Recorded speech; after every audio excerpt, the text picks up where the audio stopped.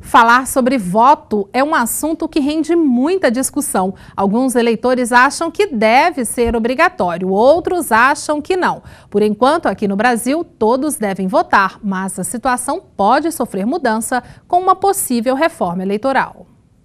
Depois das manifestações populares de junho, a reforma política voltou a ser debatida em Brasília. E o direito de não votar foi apontado pelo eleitorado goiano como o principal ponto da reforma. A pesquisa Serpes divulgou que 47,9% dos entrevistados defendem o voto facultativo. Nas ruas, as opiniões aparecem divididas. Mas cada pessoa tem que ter a escolha se ele quer votar ou se ele não quer.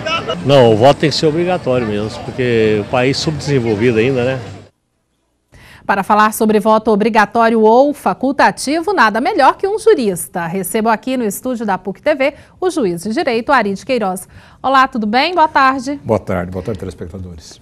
Como fica essa situação? O voto deve ser obrigatório, ele deve ser facultativo? Qual a opinião do senhor? Primeiramente, seria bom esclarecer que o fato do voto ser facultativo ou obrigatório não está diretamente relacionado ao sentido de desenvolvimento de país. Quando nós pesquisamos isso, nós verificamos na Europa, verificamos na Ásia, verificamos no mundo inteiro, enfim, países bem avançados que ainda adotam também o voto obrigatório, países menos avançados, até digamos mais atrasados, que adotam o voto facultativo. Me parece que é uma questão muito mais cultural, uma questão muito mais relacionada ao desenvolvimento de cada país. Na nossa história, pelo menos nos últimos 70, no último século inteiro, digamos, o voto tem sido obrigatório. Na verdade, o voto até não é bem obrigatório. O que é obrigatório é o comparecimento do eleitor no dia da eleição.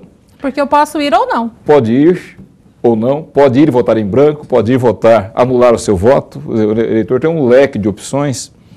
Tem passado até 60 dias da data das eleições, ele ainda pode apresentar uma justificativa plausível para o fato de não ter votado, como um motivo de trabalho, como uma doença, como uma viagem.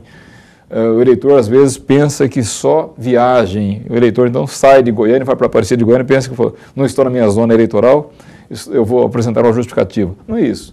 A legislação eleitoral deixa aberto o leque para que o eleitor, até 60 dias da data da eleição, apresente na sua zona eleitoral, para que o juiz analise, um motivo justificável. Se o juiz concordar com o motivo, o eleitor está em dia com as suas obrigações eleitorais.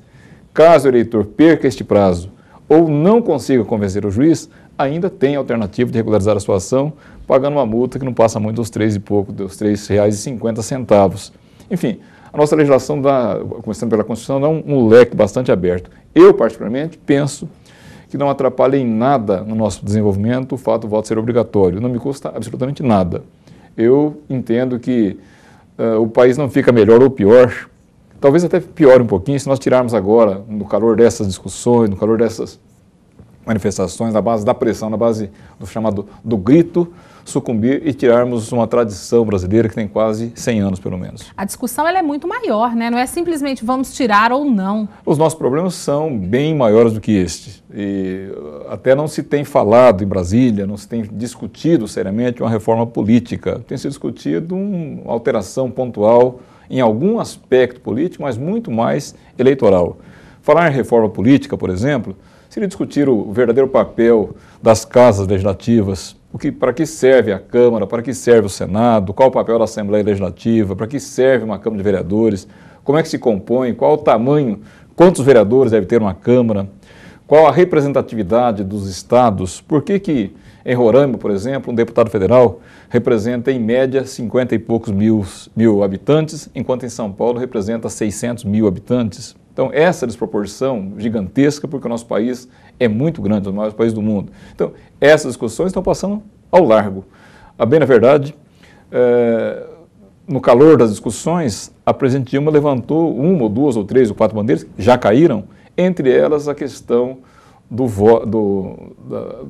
financiamento público das campanhas eleitorais, né? Que não é questão política, é uma questão eleitoral. Os assuntos são muito amplos. Só para a gente ter uma ideia, coloca para o nosso telespectador qual que é a diferença da reforma política e o que seria uma reforma eleitoral. O direito eleitoral, portanto, a chamada reforma eleitoral, está dentro do direito político. O direito político é muito mais abrangente, que ele começa na nossa condição de eleitor, definindo quem pode ser eleitor, quem não pode ser eleitor, definindo também quem pode ser candidato, definindo a estrutura dos partidos políticos, a condição mínima, pelo menos, para os partidos se desenvolverem, deixando claro já com essa base constitucional que no Brasil, desde a década de 30, não é possível, por exemplo, candidaturas avulsas. Isso é um problema político, não é meramente eleitoral. Então nós temos que reforçar os partidos políticos para que eles sejam, digamos, a célula ao redor da qual as pessoas se agreguem, que converjam com as suas ideologias, com as suas vontades, e nós temos assim um leque gigantesco, são mais de 30, quase 40 opções de ideologias políticas diferentes. E nesse contexto, dentro disto, aí sim que nós teríamos que adaptar o sistema eleitoral. Por exemplo, a representatividade dos vereadores. Na eleição passada, eu cheguei a fazer uma análise apenas por mais curiosidade, e verifiquei que aqui em Goiânia, dos 35, se nós somarmos os 35 vereadores que a Câmara nossa tem, somamos todos eles, somamos os votos desses vereadores, vamos verificar que eles não representam mais que 20 e poucos % do eleitorado goianiense. Então, o nosso eleitorado rejeitou os vereadores que estão eleitos. Por quê? Porque o sistema eleitoral é este, que é um sistema que também tem uma base constitucional, sistema proporcional. Mas proporcional ao quê? Qual é a proporção? Qual é a matemática disso? Isso tem que ser discutido e não está sendo discutido. É verdade, são muitos assuntos e olha, eu espero que o senhor volte aqui para a gente falar mais sobre isso. Daqui Porque até as eleições, é muito importante que todos tenham informações certas, seguras, sobre isso, até as eleições, depois das eleições, a todo momento a discussão política ela é muito importante para todos nós. Exatamente, daqui até as eleições, são quase 15 meses, a população tem que se conscientizar melhor. E no que nós pudermos colaborar, nós, especialmente como professores, é importante isso. Inclusive chamar a atenção que deputado não é subordinado a senador, que senador não é chefe de deputado, porque tem gente que pensa isso também.